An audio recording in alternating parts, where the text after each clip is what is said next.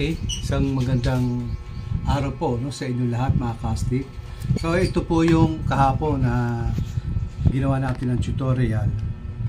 Tapos hindi na po natin isunod itong pinaka-housing. So ngayong araw ito, gagawin po natin, no, kung paano po siya lagay at ano po purpose itong pinaka PVC pipe na to, yung pinaka-housing po nitong check valve. So ito po yung pinaka-sukat po niyan, 8 inches po mga kastik. No, 8 inches po yung sukat ito. And then papasok po natin dito, no.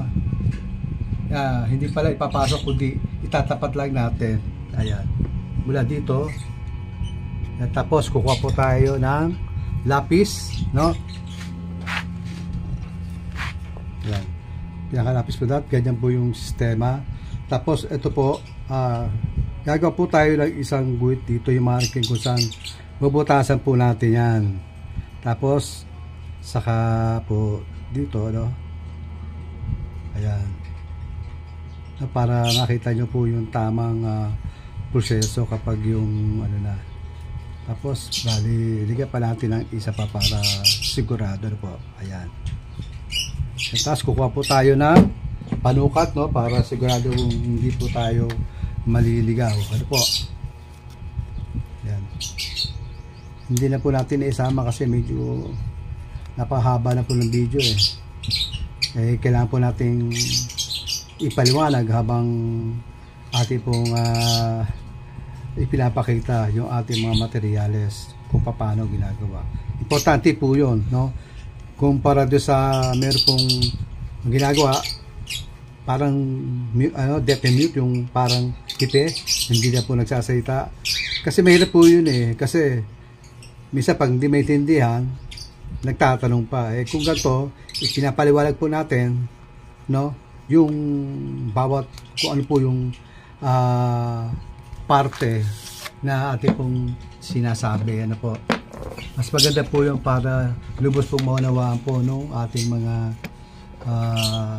followers o yung mga gustong gumawa. So guguhitan po natin ng ganyan mga kastik. Ayan. So ito yung tanda niya, butas dito, butas dito, butas doon. So siyempre ang gagawin po muna natin, siyempre ilagyan po natin, no, ng marking dito. Kalkulahan lang po yan, no. Ayan. Tapos bali kukuhitan na lang po natin yan. Para po kumbaga sigurado tayo na diretso. Yan.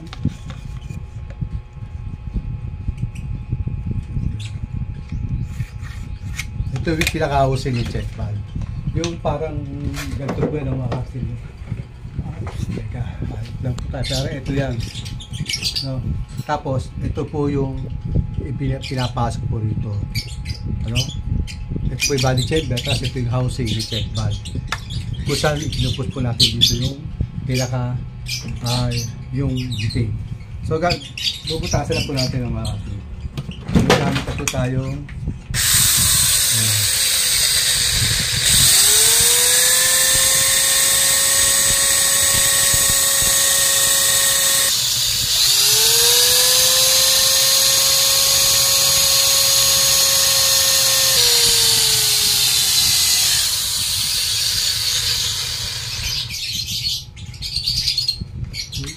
natin lagyan ng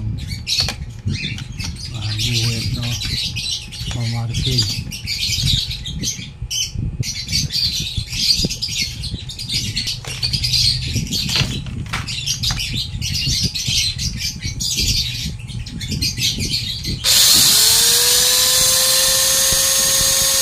Okay mga kastik, linisin natin yung mga palibot niyan.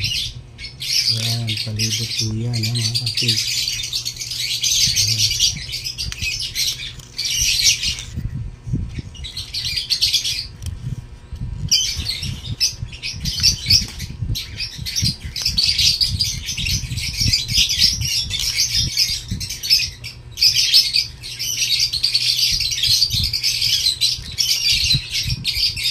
Yung buong pan. Tapos Tapos, ito po yung sinasabi ko yung pinaka-housing niya. No? Tapos ito po yung, for example, ito po yung body chamber niya. Kaya lang, ano siya, open siya kasi tutorial nga po. Tapos, ikakabit po natin yan. Ilagay po natin dito.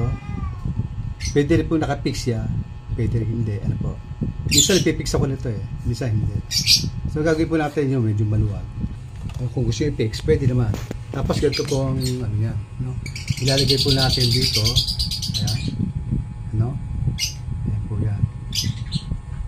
So, ang purpose po nito, mga casting, is kaya po may mga butas. Para kita nyo po, alimbawa, maglalagay po kayo ng, alimbawa, for example, ito po. No? May karayon po yan. Kita nyo po kung saan nyo patatamain yung pinakakarayog doon sa butas din mismo ng check plug niya. Ayan po purpose siya para makita nyo. Ano? Tapos, alagyan po natin, no? Alimbawa, for example, ito po yan. Hindi ko lang po mailagay pa, no? Teka, kunin natin para makita nyo. Wala pa siyang tape, no? Ayan po yan. Tapos makikita nyo po yung mga diba? Okay, ganyan po yan. Ano po, ito po yung housing ha. Ito po yung kasunod nung check pad. Tapos ito lang po yung ginawa natin na hindi natin na isama kapon. Malakas po ng mga kastig. So, ayun po mga kastig. At naipakita ko siya. Sa susunod po, yung gagawin po natin is yung barrel po, no? Yung barrel. At napakahalaga po yung stopper natin kasi yung pimalaga natin eh. Meron tayong toy gun pero pag tayo yung nagbabala, nahuhulog. Ano po? Hindi po dapat nahulog ang bala natin kahit may taktak yan, mahulog, bumaksak, hindi po dapat nahulog ang bala. Kaya abangan nyo po yun, napakahalaga po ng ating barrel. Ano po?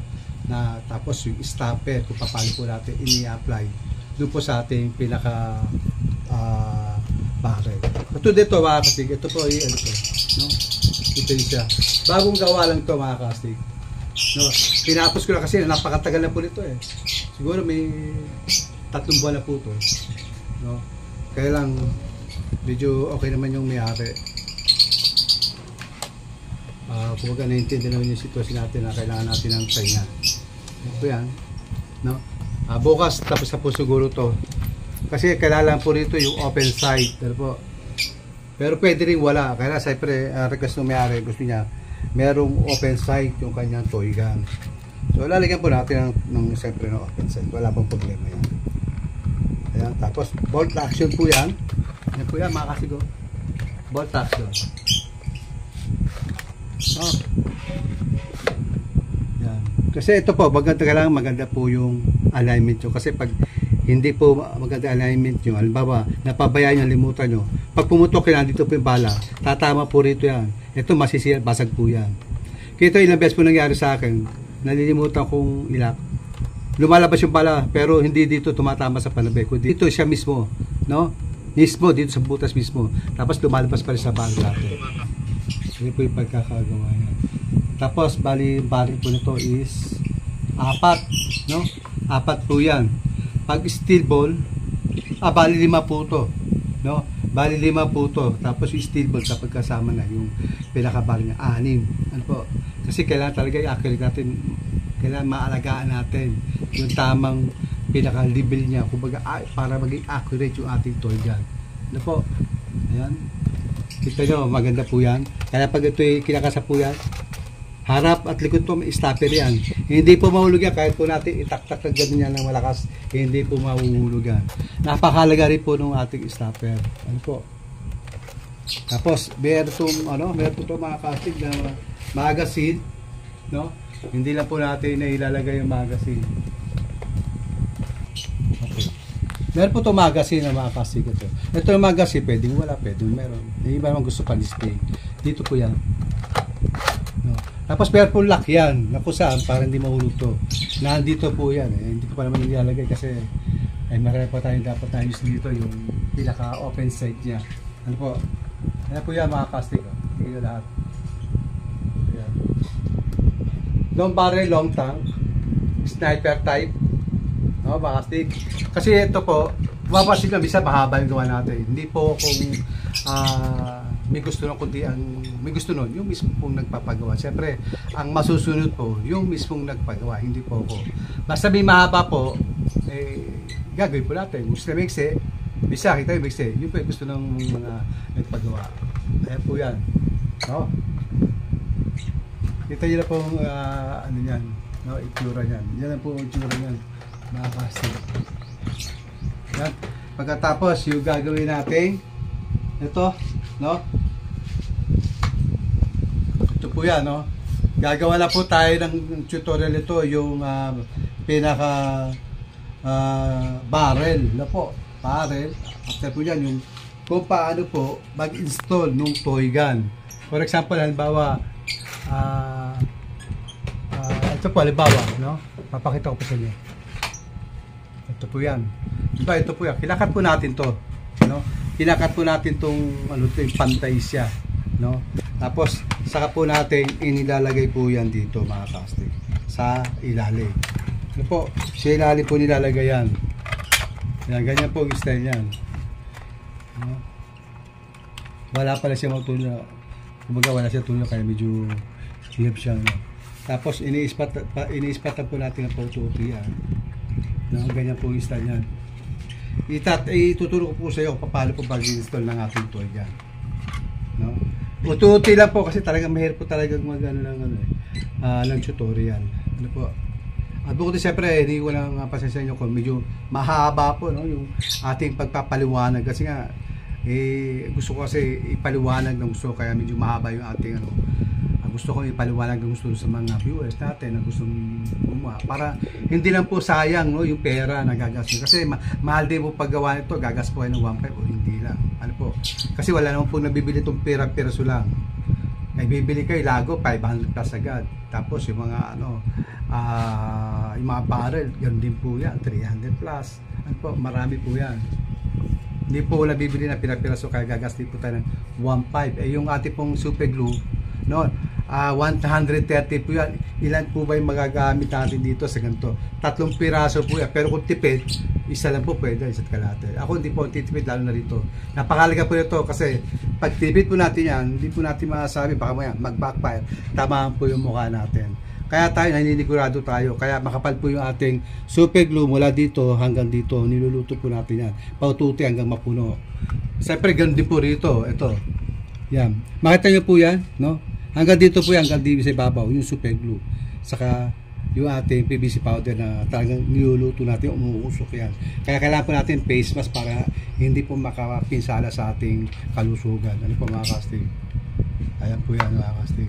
So yun na po mga casting. At siyempre maraming salamat po sa inyo lahat. Sa inyo po walang sawang pagsuporta. So baka pwede po akong humingi pa po sa inyo. Meron po tayong YouTube channel ng aming anak, yung Wally and Alex Casting Vlog, no? Yan po yung aming YouTube channel. Paki-subscribe na po, no, para lagi po kayo updated sa aming mga videos pa o sa aming mga tutorial na gagawin mga casting. So yun na po, at God bless po sa ating lahat, sa inyo lahat. Ingat po tayo, ingat po kayo lahat, ingat po kayo.